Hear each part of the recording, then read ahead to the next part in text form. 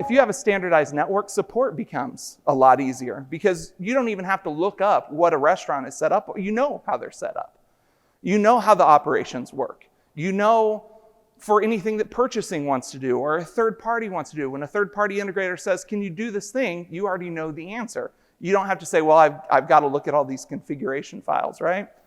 I know another thing a lot of people talk about is, well, if you have the same setup, then that's, attack vector. One person figures it out and boom, we're in.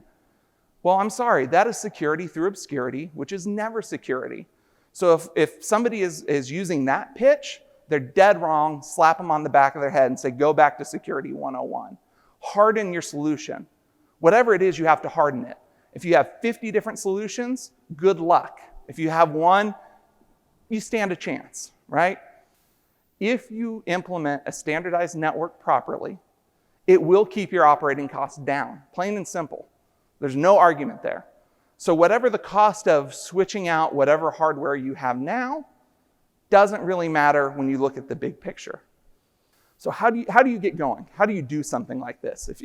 If you're on board and you say, hot diggity damn, I absolutely want to do a standardized network, the first thing you're going to have to do is start talking about return on investment. Okay?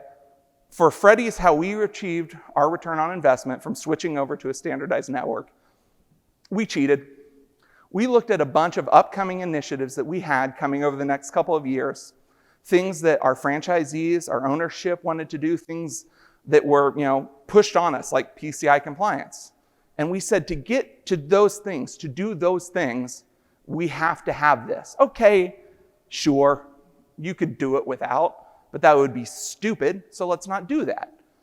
And some of those things are true revenue generators. Just by pushing on the things like our loyalty program, things that we knew would return value, we were able to show that the cost of the network was nothing in comparison to the gains. And then right there, we had our ROI. Now you can still use those traditional downtime calculators, everything else out there that you ever look at to use ROI. Do those things too.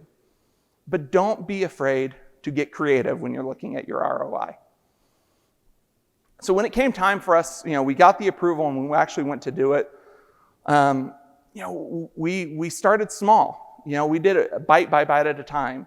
One network came on as a POC. The next network, we grew, figured out what issues. The first network took us a couple hours to set up. The second network was an hour. The third network was 5 minutes. Now I stand up networks in a couple of seconds. And then there, like I said earlier, there were decisions that were made that came back to haunt us. Things that we said, oh yeah, that's going to be fine. And then we had to go back and change things. But if you accept the fact that you're not going to hit a home run first time at bat, that's fine. Be agile, iterate, get better, move on. And with a simplified network, entirely possible.